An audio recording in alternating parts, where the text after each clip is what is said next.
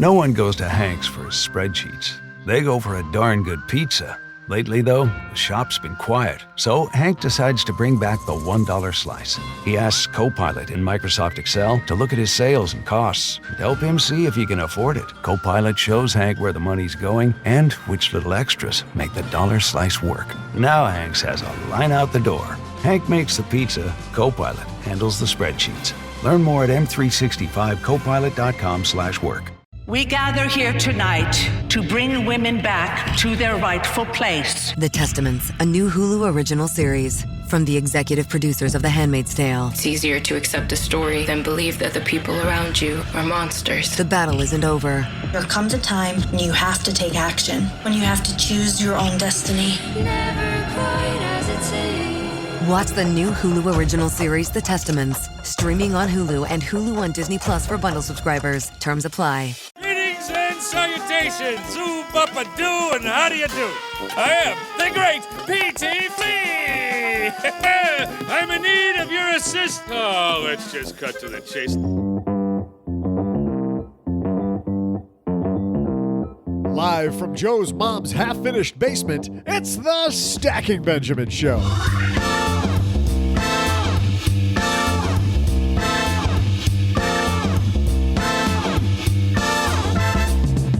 I'm Joe's mom's neighbor, Doug, and we're kicking off Memorial Day weekend in the USA with one roller coaster of a show.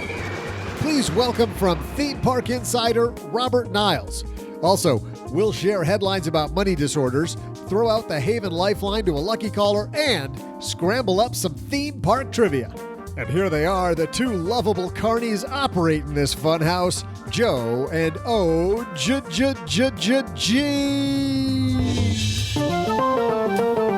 Carney, we own this place, man.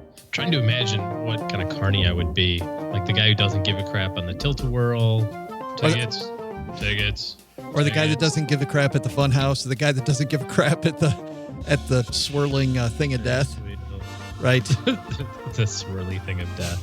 Right. I like the tilt-a-whirl when they go around in a circle really fast and then the floor drops out. Oh. Yeah, they called that the rotor.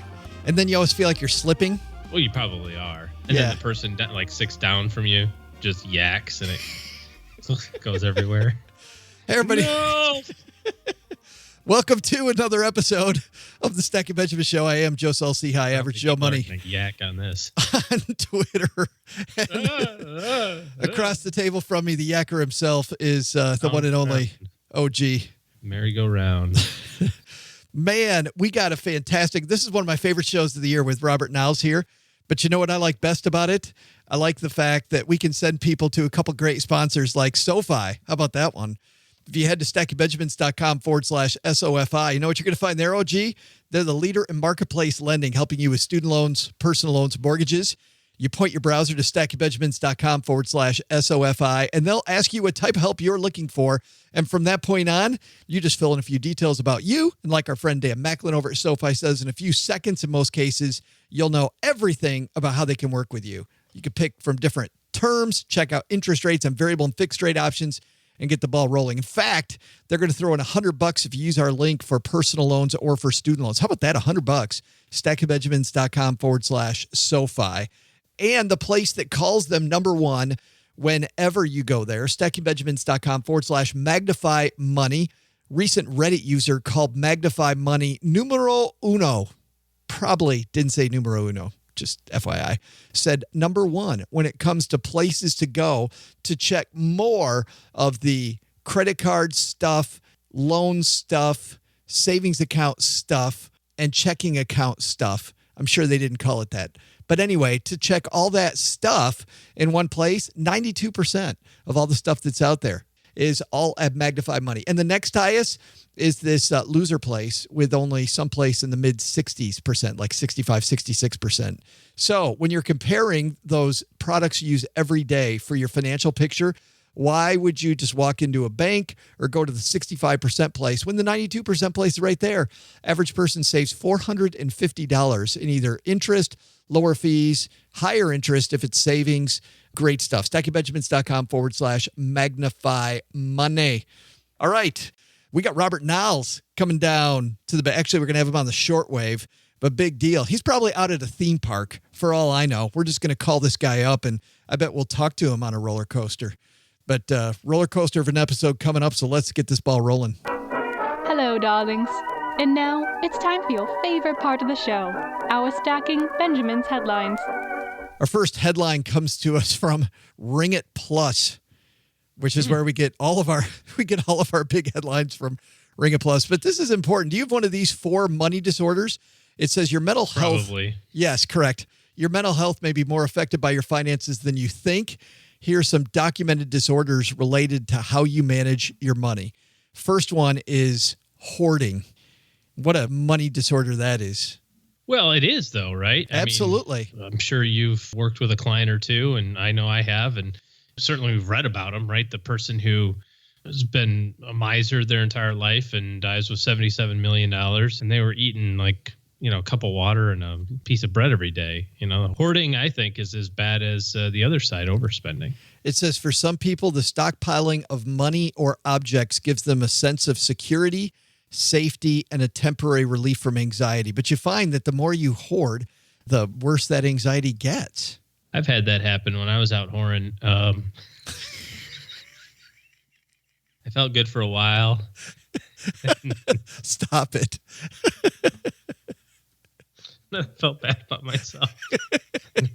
The only thing that could take away the pain was to do some more whoring. Hoarding. Different word. Second is compulsive buying.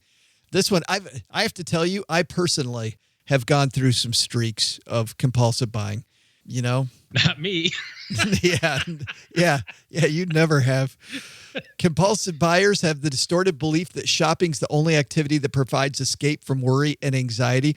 There's a what is that rush? The dopamine rush that you get from buying stuff. I mean, it does. It gives you, science has shown it, that buying stuff gives you this little high, and the quicker you can find a way to get over that, the better.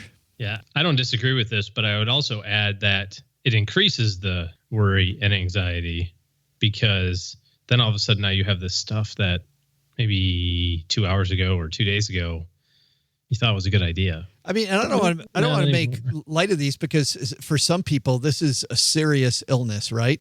But for the average person, when they've got compulsive buying, I've found that when I have my goals in front of me, compulsive buying goes away. Right. Yeah. But if my goals aren't in front of me, my longer term goals, what I really want, if I don't keep those in front of me, that's when compulsive buying seems to. Well, it sneaks in because you forget what you're really trying to do. Right. Like if I'm comparing the sweater today versus, what I really want in a year or 6 months or maybe a nice vacation, whatever that may be. Here's a couple others. Workaholism. Workaholics believe that their self-worth is tied directly to their net worth. This one really, I've had several clients that suffered from this one, where they just had to keep working. They had plenty of money and they didn't necessarily like their job. They just thought they had to get a little more and a little, and you could tell it was more of an addiction than it was loving your job, right? There's people that work a lot, and I know it's because they love what they do. This isn't that. This is people like, I just need a little more. I just got to work a little more. Yeah, tough one to break there. Those with this affliction might have the tendency to show off their status by buying expensive things, or conversely, be overly vigilant in their spending such that they never buy anything unless absolutely necessary. I had a client once who was misdiagnosed and thought he was going to die in the next couple of years. He was a workaholic, and the second that he thought he was going to die, he decided to stop working all the overtime. They wanted to go to Alaska on this big vacation, he and his spouse, and I saw the two of them the happiest that I'd ever seen them. And then he found out he was misdiagnosed, and he immediately went back to work. And I thought, what happened to all of this happy? It sounds horrible, but he seemed like a better person to me when he thought he was going to die. And the last one here, pathological gambling. Characterized by an inability to resist the impulse to gamble, a pathological gambler can be difficult to distinguish from somebody who simply gambles too much. Whereas somebody who gambles too often but not compulsively can still be said to gamble more than they should. A compulsive gambler pattern of behavior is much more self-destructive. I don't think I've run into this person that often. Yeah, there might be somebody you know. I got 2-1 odds. They might be on the podcast with you. I bet you do know somebody.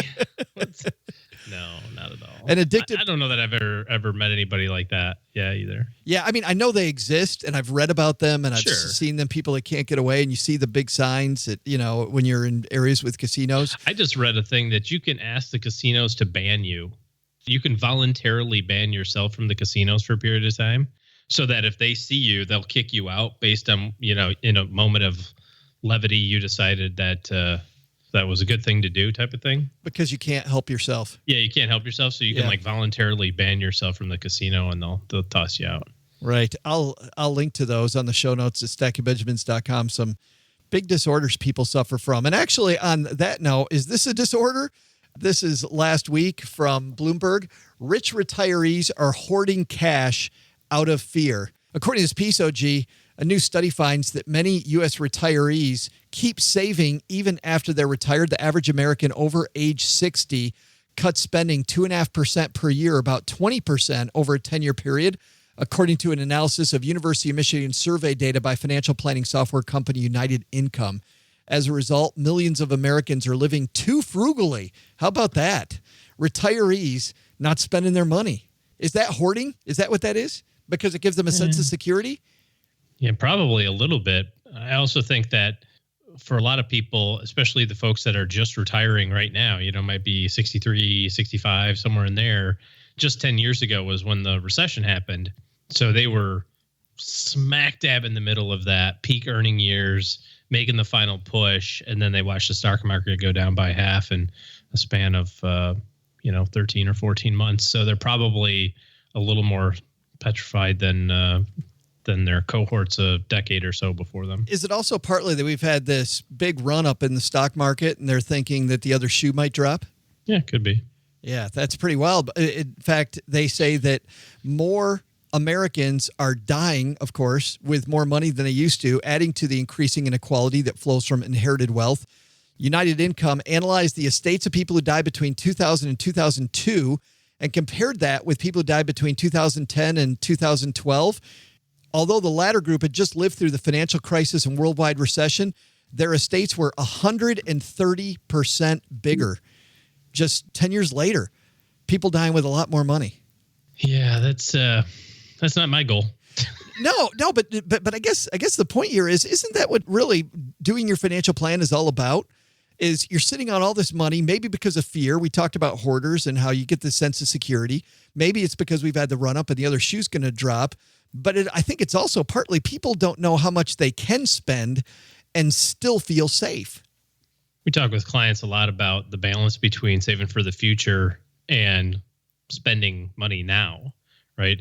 I'm a big believer in doing things that help with your family well-being, right? Doing family type activities, whether it's a family trip or a extended family reunion type of thing where, y'all meet at the beach or something like that.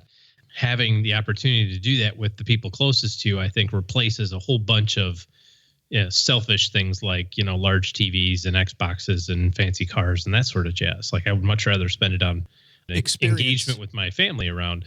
But a lot of times, you're right. You don't have the idea of how much I can spend, or if you're a saver, if you're still in a up and coming, as it were, you don't know how much you should spend today versus save. And so the benefit of having a well-written financial plan, of course, is that here's how much I need to save every year. I know that I'm checking in on it every 6 months or a year to make sure that I'm still on track so I can make small changes or adjustments over the next 15 years.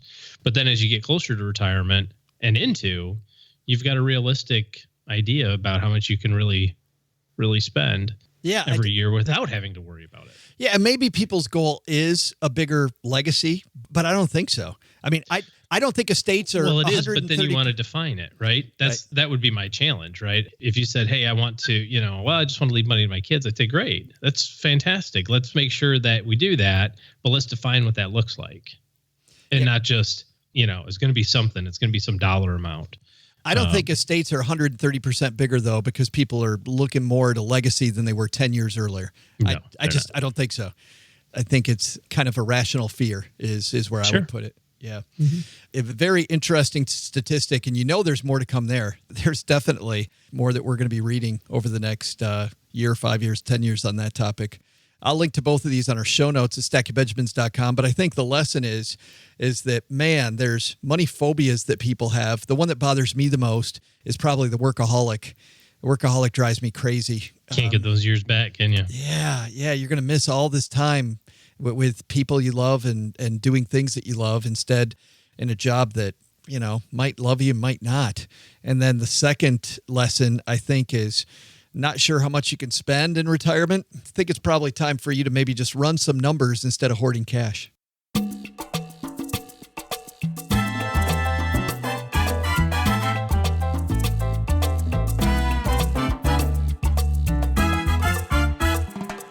It's time for one of my favorite segments of the year. We're going to walk over the shortwave here and talk to Mr. Theme Park Insider himself. OG, you looking at going to the theme park this summer? I think we've got a couple more years before we get to do that, because now we got that little bundle of expenses. Joy. that does, or as my middle son calls her, the fun sponge. I'll be because she sucks up all the fun. Yeah. I like that. He come up with that on his own? I don't know. I think so. That's pretty good. Robert Niles is Mr. Theme Park Insider. I'm going to be headed to Disney in January, so I'm excited about this. Not going to a theme park this summer, probably, but whether you're going this summer or anytime soon, you're just looking for where the deals are or where the best value is. Robert knows all those things. So we're going to do our annual check-in, kicking off a little early Memorial Day weekend. Let's walk over the shortwave and talk to Robert Niles, Mr. Theme Park Insider.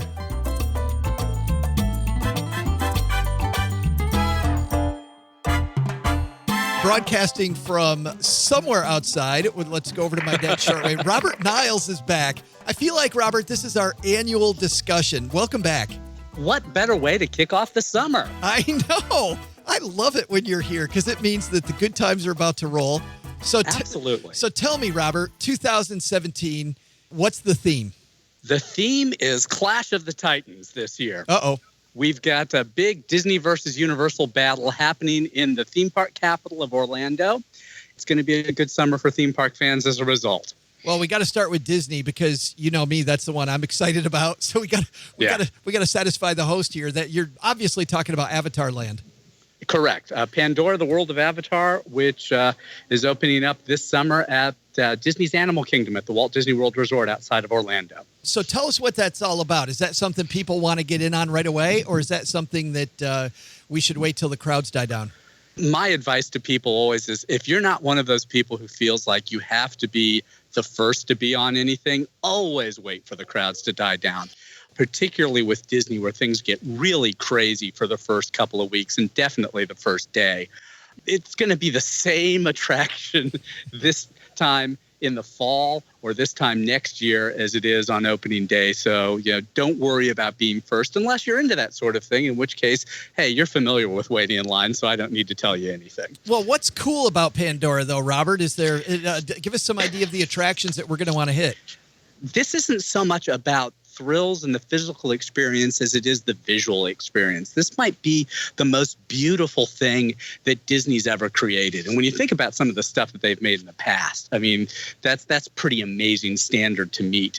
It's just really about creating that amazing visual of the world that James Cameron created in the film Avatar, with the floating mountains and the flying banshees and the bioluminescent forests and all of that stuff. Disney's made that real at Animal Kingdom. So it's going to start glowing at night. You've got these big things that look like floating mountains 100 feet above you. So you've got this incredible environment in addition to a couple of rides that they've put into this that I'm sure are going to be very popular as well. When you mentioned at night, a lot of people might not know that lately Animal Kingdom has been open at night. Is that changing the crowd situation at night at the other parks like the Magic Kingdom?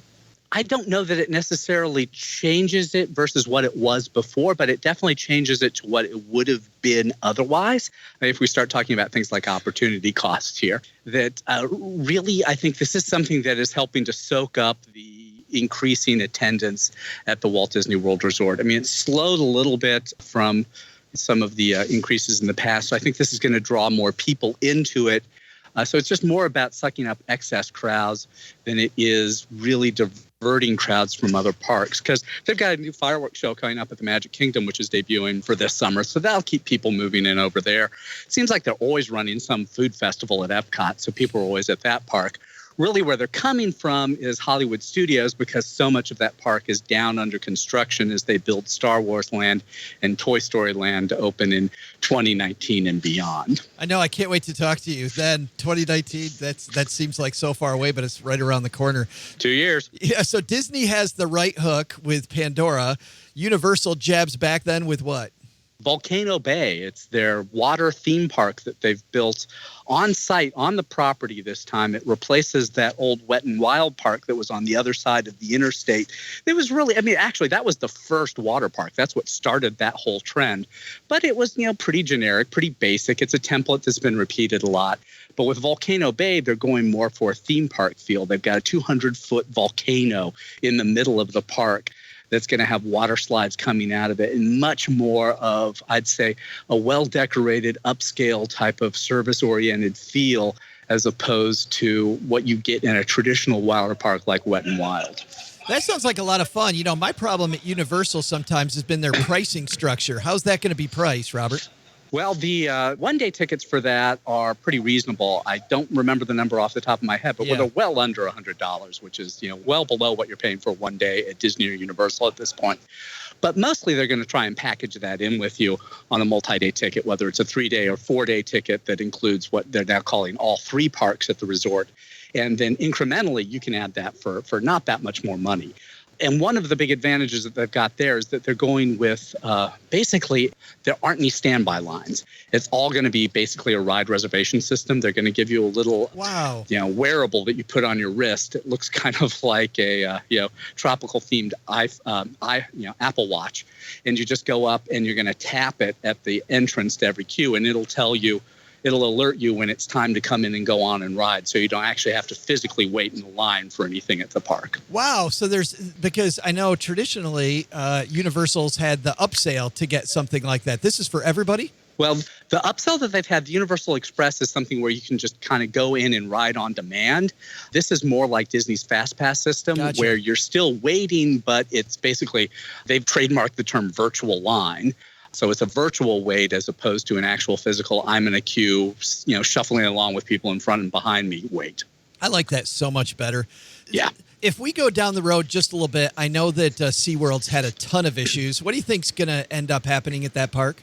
Right now, it just seems like SeaWorld, which used to be, number 2 to Disney, a little bit ahead of Universal, it's now slipped down, and it's on that same tier with the Busch Gardens parks, which they also own, the Cedar Fair parks, and the top level of the Six Flags park. So it's really kind of slipped from that, not quite Disney, but still national appeal to more of a regional theme park level, which is fine. People are making a lot of money on that level. A lot of people are coming in.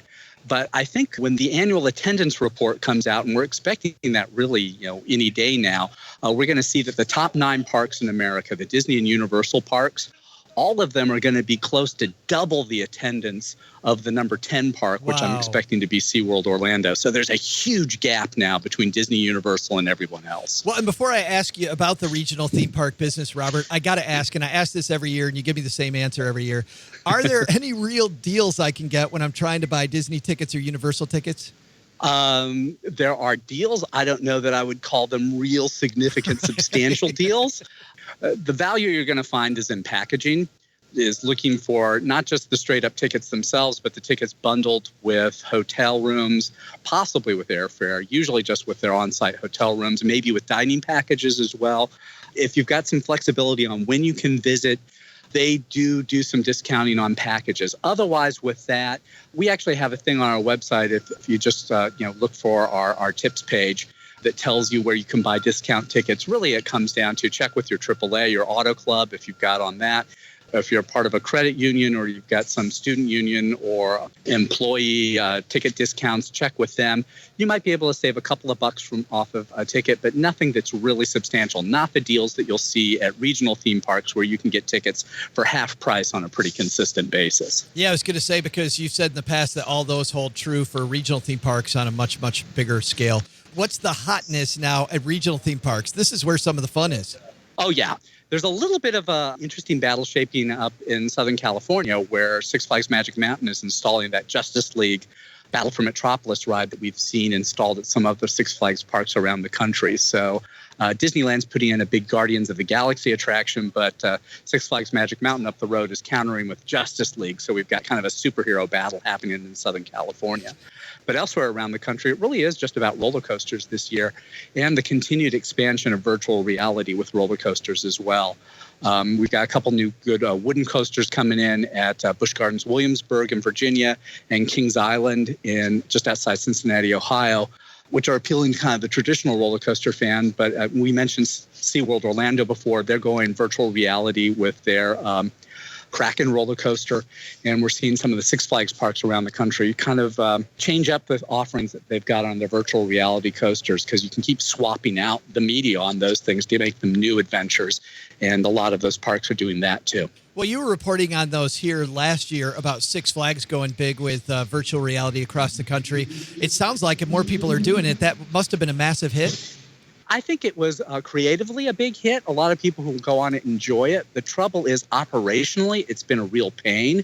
It's really slowed down the load time on the coasters that have had that. And Six Flags put this not on their top line really popular coasters. This was a way to refresh some of their older coasters that had fallen out of favor with a lot of fans. But still, we're looking at pretty slow load times with that, which is why SeaWorld Orlando, they say they've come up with a different way of deploying virtual reality on its coaster that won't have the same type of operational difficulties that Six Flags has encountered. Recently, I did something at Cedar Point up in Sandusky, Ohio, where I ran a half marathon there, and they packaged the half marathon with this awesome ticket package.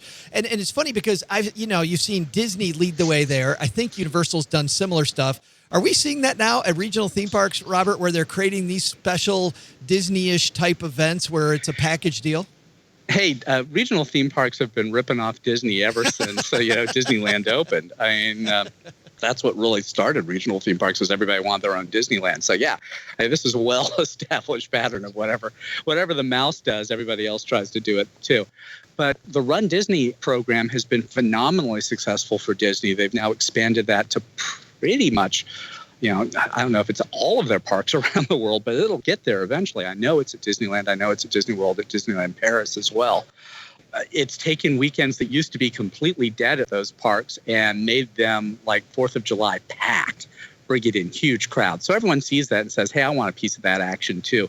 I mean, there's a huge running community in this country, and a lot of them love theme parks too. So why not package the two together and make it a must-do deal for a lot of those fans? Man, I'm on board. Next year, we've already signed up, and it's you can't get in it now. We signed up for this thing, the Dopey, where you run the 5K Thursday, you run the 10K Friday, the half marathon Saturday, and the marathon Sunday. And that is appropriately named, isn't it?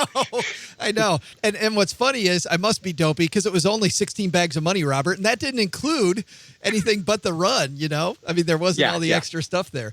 Let's talk for a second about food, though. I want to focus on that because a lot of the time these regional theme parks, and Disney and Universal have these food package deals. Is it better for me to buy the package deal, or is that just a way to suck more money out of my pocket? Well, how much are you going to eat? I mean, that's really what it comes down to. If you're a big eater and you can beat them on volume here, you've got some opportunity to save some money. If you're there to ride rides and you're only eating the minimal amount to get you through the day, then no, I don't think one of those dining package deals is really the way to go. Some of them are ridiculously cheap, though. Six Flags, they sell an annual dining pass, and this is something to look for every year on Labor Day weekend when they announce their new rides for the next season. They run an absolutely ridiculous sale where you can get their gold level annual pass for basically the price of a one-day ticket. Wow. And you can throw in eating all year for the price of a couple of burgers. So if you've got something that's ridiculously low priced like that, hey, go for it if you're going to visit the park more than twice a year. But for most people, unless you're a big eater, do the math on some of these things and see if you're actually going to end up money ahead or not. I asked you this, I think, a couple of years ago, and I want to get an update from you. I believe you told me that your favorite regional theme park was Busch Gardens Williamsburg. Is that still the case? Yeah, I love that park. It's really got more of that type of well-decorated feel that you expect from a Disney park than a lot of the regional parks. It's got a good selection of family-friendly rides, but some thrills in there too, and their food's really good. And there are a lot of other ones I like. I like Holiday World in Santa Claus, Indiana. I think that's the best customer service that you're going to find anywhere. If you're in the mood for music and live shows, Dollywood in Pigeon Forge, Tennessee is another great park.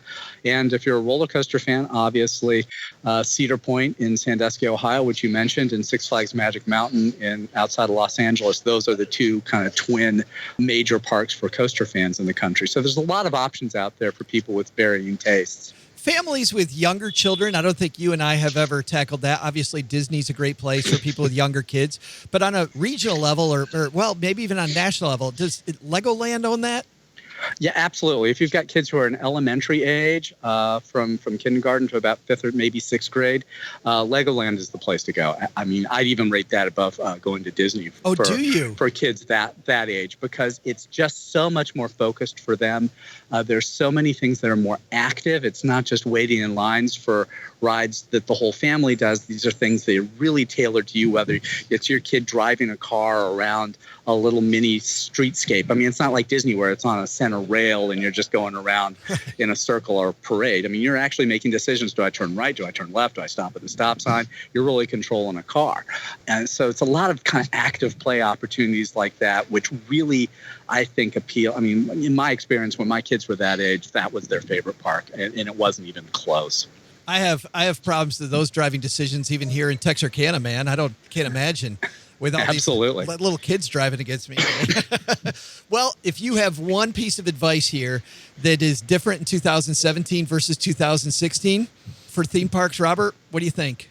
It's really just about being patient at this point. I mean, it's not just the patience in the park, but also the patience when you're doing the planning, is to take the time to look at all of the available options out there, because there are so many.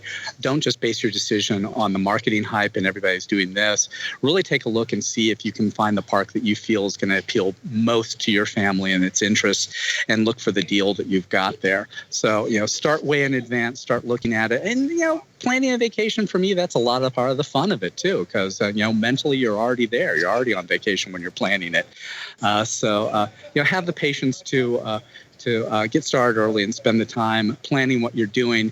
And then when you get to the park, you're there to have fun. Don't get too stressed out about having to follow some particular plan, turn by turn instruction on what you're doing in the park. Just go in there, trust the planning that you've done, and have a lot of fun. No, that's the best advice ever, because you and I both see, when we go to theme parks, Robert, we see these families that at 4:00 in the afternoon look like they're having a miserable time because they're just trying to crack the whip too much. By the way, I happen to know a site, I don't know if you know this site, Robert, where you can do a bunch of that planning.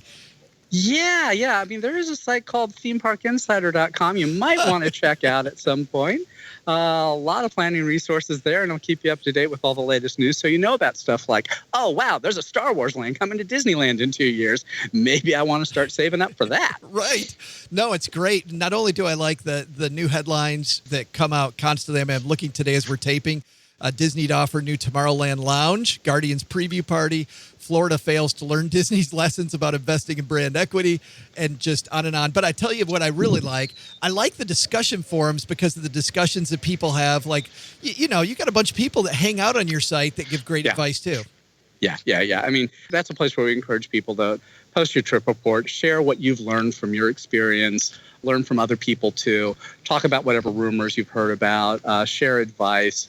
And just basically, this is your opportunity to enjoy being a theme park fan 24/7, 365 days a year. This isn't something that you have to leave behind when you leave the park. You can still tap into the enjoyment that you feel at a really great park at any time by coming on and being part of the community at Theme Park Insider. Robert Niles from Theme Park Insider, thanks for helping us kick off summer again. It's going to be a great one, man. Can't wait. Me neither, especially after all the stuff you said. Thanks a ton. Okay, take care. Hey, trivia fans, I'm Joe's mom's neighbor, Doug, and it's time for your favorite part of the show. Yeah, my trivia. Nothing better than your favorite podcast, couple of roller coasters, and one of mom's hot dogs. Oh, hey, there's a trivia question buried in there somewhere. Let me see. Yep, that's it. How many hot dogs do Americans consume between Memorial Day and Labor Day? Here's a hint. It's higher than I can count. I'll tell you that much.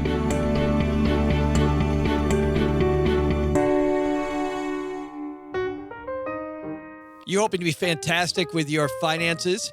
If you want to be great with your money, you should partner with great companies, and SoFi, spelled S-O-F-I, happens to be in the business of greatness, low interest rates, and top-notch service. I'm always interested in finding out how great companies became great. Dan Macklin, co-founder of SoFi, tells us about the early days. Well, the way I got involved, there was a few of us who wanted to think about starting a company in the finance area. And we had some grand ideas, but we needed a product that we could bring that to life. And student loans almost just presented itself because we were surrounded by fellow students who had lots of debt. It suddenly became obvious that this was a huge problem, a huge underserved market, and we could really help a lot of people by giving better student loans and student loan refinancing. But no frat house, no alcohol? There was a bit of alcohol involved along the way, of course. But yeah, the rest is history. So regardless of alcohol, SoFi is your number one choice to refinance your student loans, whether it's a plus, parent, or personal student loan. StackingBenjamins.com/SOFI. And if you use our link to refinance those student loans or take out a personal loan to handle that credit card debt, they're going to throw in $100 just because you're friends with us. Great people stick together, don't they? StackingBenjamins.com/SOFI. Hey, Stackers, we get used to those same daily routines, don't we? We wake up at the same time every morning, brush our teeth, park the car in the same spot at work every day, recite jokes in the mirror to be funnier than that jerk at the water cooler. Or is that just me? Here's one thing you shouldn't make routine: using the same credit card from the same bank just because that's what you've always done. Nick Clements from Magnify Money explains why. I mean, it's never been a better time, honestly, to find a credit card, especially given the lucrative sign-on bonuses that are out there. Chase just recently had $100,000 on their reserve card.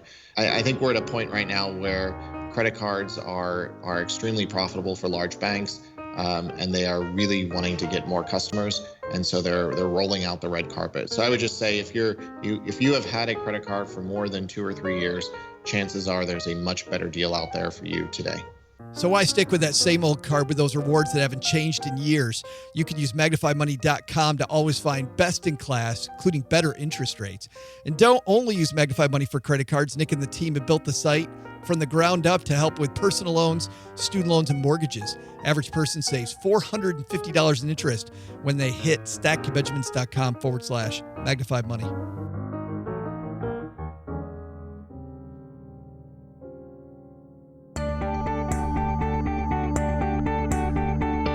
Welcome back, trivia fans. Today's trivia question: if you're like Gertrude down at the Sizzler and can't even remember the name of your last husband, don't worry, because old Doug's got you covered.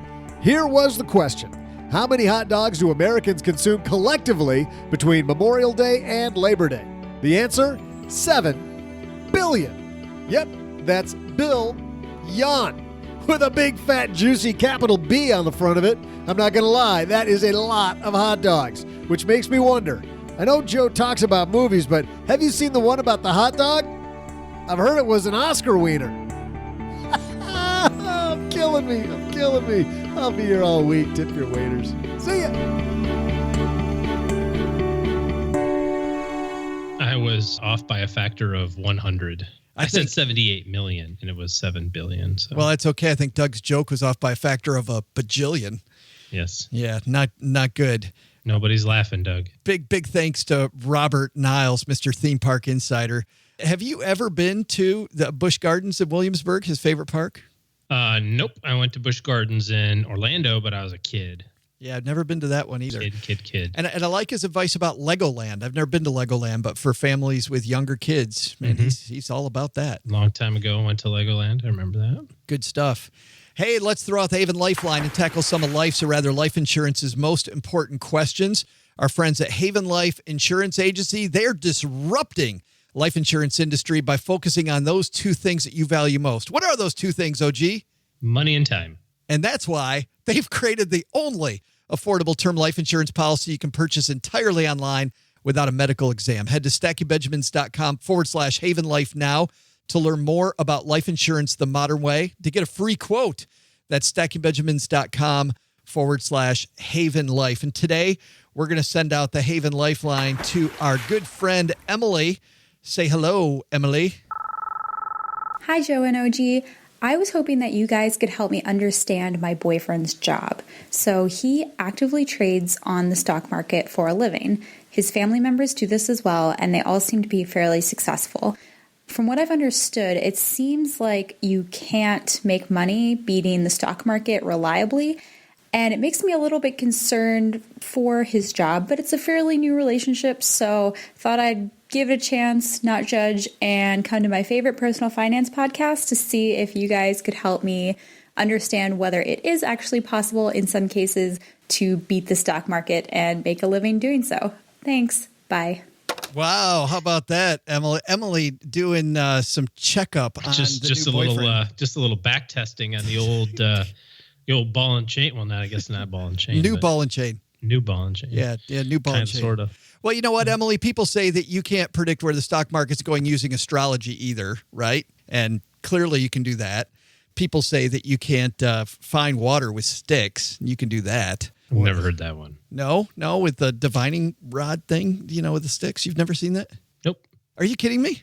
No idea what you're talking about. You are not kidding. Yeah, look that one up on the internet. There's these people. No, I'm good. They find water with sticks. Okay. Anyway. So the question is, can you beat the stock market? Sure. People beat the stock market all the time. People do.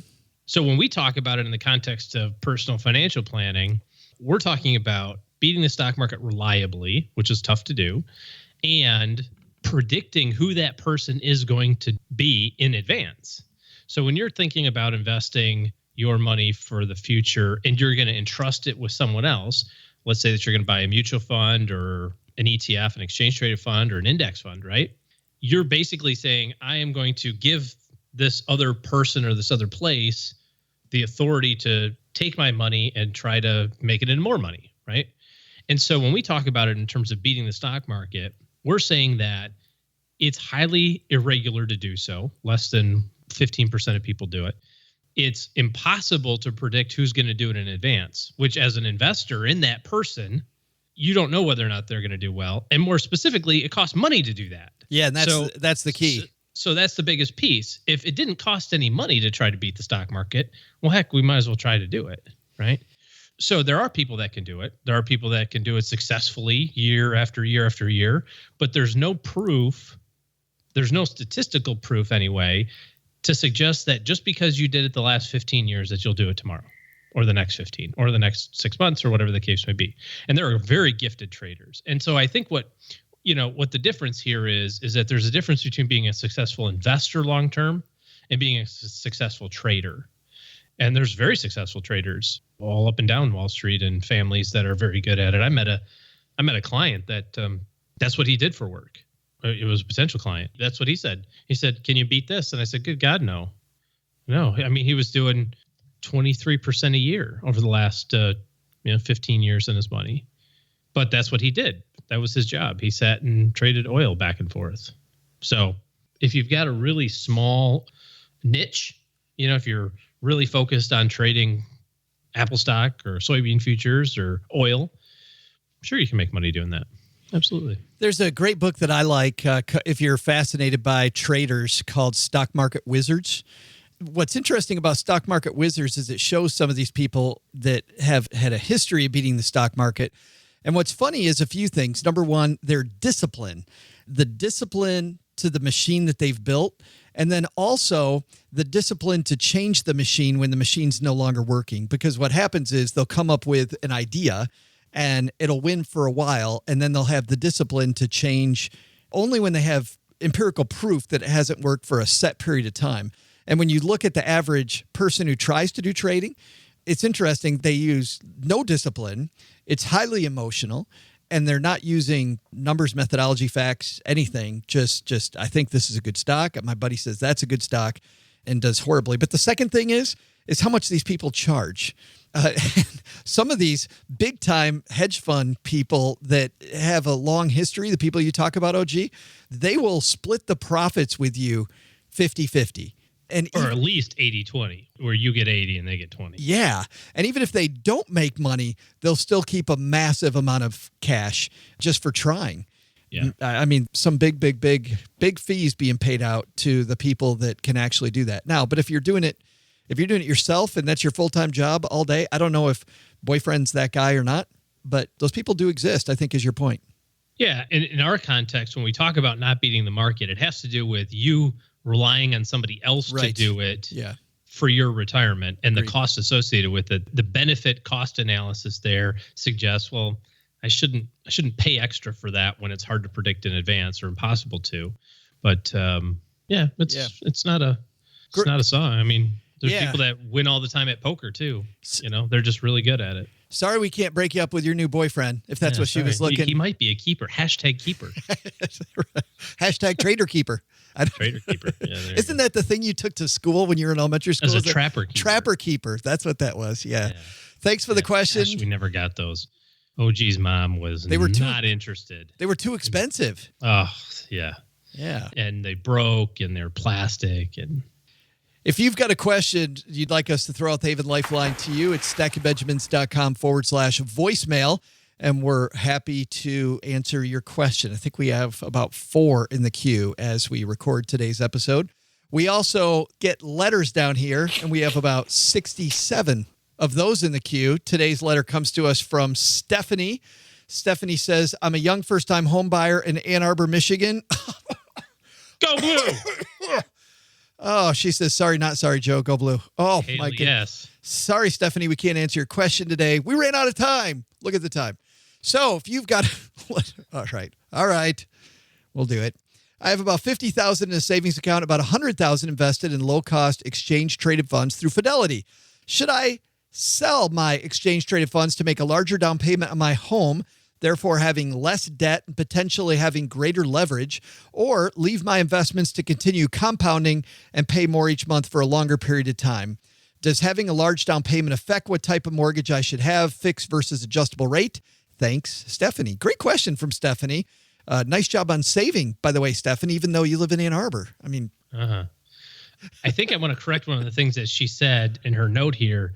If I paid more down, I would have more leverage. If you paid, she means less leverage. Less down, you would have more leverage. Yeah. You would be more levered, I guess. Yeah. If anyway, but that's semantics, I guess. This is a resounding absolutely not. Traditionally, again, depending on how. I'm putting my stake in the ground, Joe, and you can come and move the stake if you want. But I'm hammering this thing in, and then you. I'm about to, because I think there's an exception, but you might be covering it. So I'm assuming that your money's invested in a long-term type investment portfolio. If so, we can assume that you're going to earn somewhere in that 8 to 12% range. Historical average ESP is 10. So let's say 10. I'm assuming that you're going to buy a reasonably priced home that's within your budget and that you can afford it, and that you're going to get a nice fixed rate mortgage somewhere around 4%. So if I've got a 10% bucket of money and a 4% cost associated with it, I'm going to take that all day long. That's not gambling at all. Now, I do want to put 20% down. I'm not going to put 2% down or 3% down. Put my 20% down, and I'm going to leave my money invested and off to the races. I think that everything you said is correct, except if cash flow is an issue. But if that, you're going to make a reasonable house purchase. Yes. Yeah. You're making $50,000 a year and you're trying to buy a $700,000 house. Do not pass go. I mean, the banks won't let you do that anyway. Right. Just don't do it. But I'm also assuming you don't have any other debt. Right? If you got $100,000 in your investment account and you've got $40,000 in consumer debt, credit cards or cars, we want to take care of that too. And her last question, fixed versus adjustable. In this market, there is no reason to take out an adjustable loan. I can't think of a reason why. If you're going to buy a house, it's purely gambling at this point. If you do the adjustable thing, you're going, I'm just going to gamble. Yeah, don't do that. With fixed rates being so low, take the fixed rate loan. And it really isn't that big of a difference, right? You go, well, I'm going to get adjustable for 2.8, fixed for 4.1. Yeah. Save a few bucks. Just, nah. And look at the 15-year, look at the 30, and if they're close, like you said, leave your money invested, go with the 30. That'll keep the payment a little lower too. And then pay the 15-year payment into a brokerage account, a separate investment account, so that when you get to the 15-year mark and you want to cut a check, pay the thing off, You got all the money sitting right there. It's ready to go. Good stuff. That's the Stacking Benjamins way there, Stephanie. Thanks for the question. If you've got a question, I'd encourage you to go to Stephanie's going to be down in Dallas in a couple of months with Michigan playing Florida to open the college football season. Michigan getting crushed by Florida? Is that what you said? Yeah, that's not going to happen. StackingBenjamins.com/voicemail to call the Haven Lifeline. If you've got an email for us, it's joe@stackingbenjamins.com. Or you know what you do? Just head to Stacking Benjamins, and on the top there, you'll see question for the show, question mark, and you'll see both of those, the Haven Lifeline and the place to send us a letter. Thanks to everybody, by the way, who's left us a review of this here show. We're so grateful for people that take the time to leave us a review on iTunes, Stitcher, or wherever they listen to podcasts. It's great to hear people and what they think about the show. That helps us get new listeners also. This is one hero, that's going up on Mom's fridge. It's hashtag Stacky Credit, 5 stars, Might of the Trinity wrote this. Amazing show. Love the diversity of your topics and how you guys break down nuances. I'm a Joe Saul-Sehy fan. See, that's why I like this one right here. I'm a Joe Saul-Sehy fan, but OG, you're the too. I'm a part of the FinCon Facebook group, and I'm looking forward to Dallas this year. By the way, the FinCon that they're talking about, that's a big convention for financial writers and financial peeps, and I'm the MC of FinCon for the 3rd year this year. I'll be MCing FinCon. Can't wait to... Still haven't found anybody, yeah? Still haven't found a suitable replacement. Can't believe I kept that gig for that long. But looking forward to Dallas this year, which is where FinCon's going to be. It says, see you there, Joe. By the way, will OG be there? Are you going to go to FinCon? I think you might make an appearance this year, won't you? It depends on the day. Depends on the day. That's his way of saying, ask Mom. If I'm allowed. Notice how the conference isn't somewhere way far away. It's in Dallas. So now I can magically get invited to it. Right. But if we had a conference in, I don't know, sunny San Diego, or maybe if we had an event up in New York City, well, my invitation goes missing. Isn't that weird? Those plane tickets are expensive, man. Mm-hmm. I mean, when it's just a drive from the basement over to Dallas, that's not that tough. It says, much thanks to your diligence and expertise, Cameron. Thanks, Cameron, for that. See that going up on the fridge? If you could take the time to leave us a review, that helps new people know what they're getting into with the Stacking Benjamin show. Also, if you're somebody looking for help beyond what we do on our letter segment, OG's taking clients. And so if you think you need good help in your corner, stackingbenjamins.com/letter O and letter G to get a hold of the OG, and that'll get you onto his calendar, and then you can have a meeting about what it would take to hire OG. That's going to do it, man, for today. You're done for the week. I am back on Friday with a fantastic roundtable. We've got 2 great guests joining us on Friday, along with Len Penzo.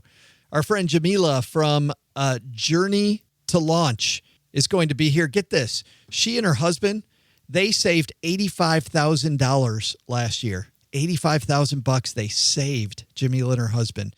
So I met her at the Think conference that we talked about on Monday with credit unions. And then also Mr. Retirement Manifesto himself, Fritz Gilbert, going to join us, and Len Penzo as well. Great roundtable topics and going to have a lot of fun. And the evil HR lady is in the HR segment in the middle. We got a question for the evil HR lady, and she knocks it out of the park. That's it. Memorial Day weekend. Make sure you download episodes to take us with you, and go stack some Benjamins. See everybody back here Friday. So what did we learn today? Well, first, if you're headed to a theme park, check for discounts. Between the Auto Club, your local credit union, and discount websites, you're nearly certain to score a deal with the regional parks. Second, hoarding money, while everyone's different, remember that it's the journey that matters, and dying with more cash doesn't necessarily make you the winner.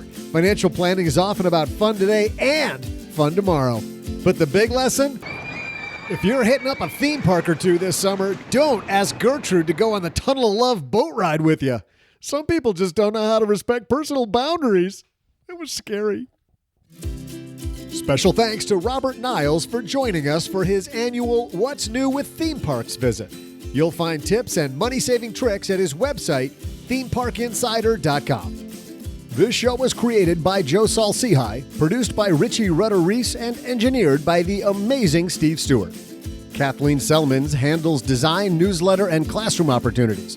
If you'd like to learn more, head to stackingbenjamins.com/classes.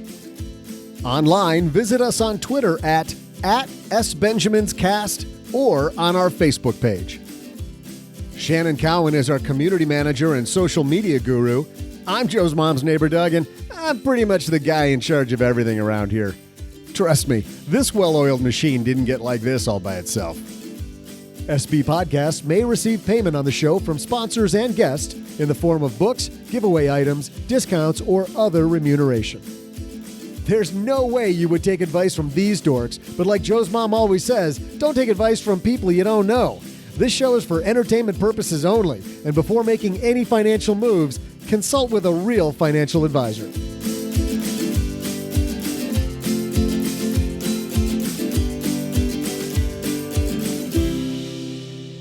Special thanks to Joe's mom for offering to take us to the beach, but I forgot my Speedo.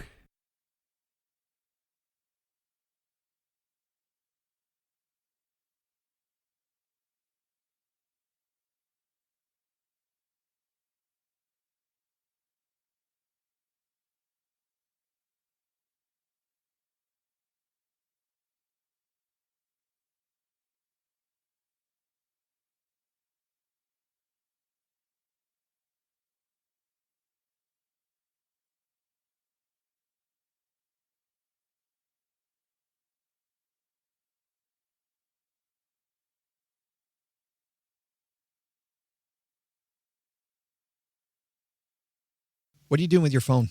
Looking at it to talk about what I was going to talk about. Oh, so what are you going to talk about? So I just saw this tweet from a blogger about there's going to be a total eclipse. Total eclipse of the heart? Bonnie Raitt talked about that. No, the sun, actually. Of the sun. Yes, in August. In August. And so it's got a list of 10 great spots across the country where you can see the total eclipse. Snake River Valley, Idaho, Casper, Wyoming, St. Joseph, Missouri, Nashville, Tennessee. Kind of some cool places. Columbia, South Carolina, Smoky Mountains National Park. Ooh, that would be cool, wouldn't it? So it's in August. I don't know. We might have to make a little day trip. Take a road trip to go watch a 2-minute solar eclipse. Yeah. I got a movie to talk about. Often here at the end of the show, if you're new to the Stacking Benjamin show, we'll talk about movies that we've seen or video games or the eclipse or whatever is non-financial related. This movie has been in theaters, probably in dollar theaters and second run theaters, but this movie stars Chris Evans and was called Gifted. Please don't make me go. You can keep homeschooling me. Tell you everything I know. No more argument, okay? We've discussed this ad nauseum. What's ad nauseum? You don't know? Wow, looks like someone needs school. Good morning, Miss Stevenson. Who can tell me what 3 + 3 is? Everyone knows it's 6. Barry, can you stand up, please? Can you tell me what 57 multiplied by 135 is? Okay. 7,695. The square root is 87.7 and change. Now, what does ad nauseum mean?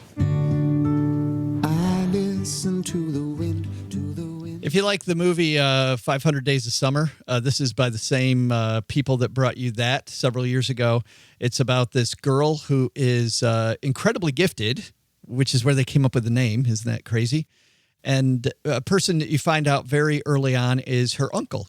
And you don't know the story. You kind of learn the story about why she's living with her uncle. And then you also find out that there are other people trying to get her. And get her? To get her, yes. And I was going to say, that sounded like an audio tape from when I was in kindergarten. Yeah. What's the square root of, yeah. You know what you would have said to that? You would have said, pull my finger, teacher. No, I wouldn't know. No. So in this film, it actually centers around it's a courtroom drama halfway through. Oh, okay. Yeah, very much a courtroom drama. And it's a custody fight between him trying to hold on to his niece and the other people. I really don't want to spoil who it is and what's going on because I think that's a big... The aliens. It's a big part of the story. Here's what's frustrating for me is that a couple weeks ago, I talked about Colossus, the movie with Jason Sudeikis and Anne Hathaway about the big monster that's crushing Seoul, Korea. Oh, right, yeah. Yeah. And how But it's her. Yeah, it got a good Rotten Tomato score. This one had a 64. That one had like a 78. I like this movie way better. Unbelievably better. I don't understand why the Rotten Tomato score is so low. Maybe people think that it's a little I don't know, little bit of a, I don't know, tearjerker, I guess. I don't know. It's a good, solid movie about the power of love. How about that for the Velveeta cheese version? But Gifted is a movie that if you can rent it, I would totally rent it. I actually think you'd really like this movie, OG. Sounds like something I would. Yeah, Chris Evans, McKenna Grace plays the girl. Lindsay Duncan, who's shown up at a lot of things. She's on the latest series, Sherlock, season 4. She's there. Octavia Spencer is in this film as well. And Jenny Slate plays the teacher for McKenna Grace. So good cast, fun show, Gifted, big thumbs up from me. I've got one real quick. You want to do another one? You know what? Let's do it next Monday. Okay. Sounds good. Sounds good. All right, everybody.